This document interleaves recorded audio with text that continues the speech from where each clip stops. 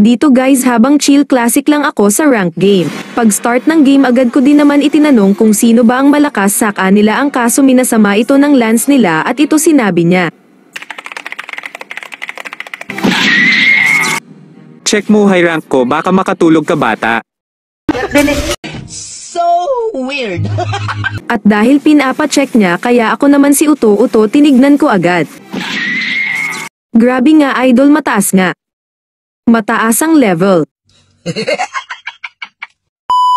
Pero bago ko ito ipahiya mga idol pwede ka ba na mag-follow sa ating Facebook page salamat. At dahil mahina sa early game si Aldes kaya naman nag-focus muna ako sa stacks ko mga idol kaya wag ka sana mainip.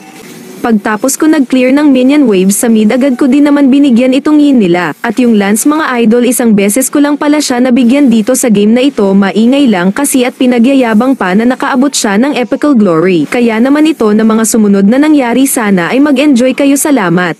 Pero mas maganda sana kung may sound kaya TikTok music please yung pinakamaangas sana. Don't give in.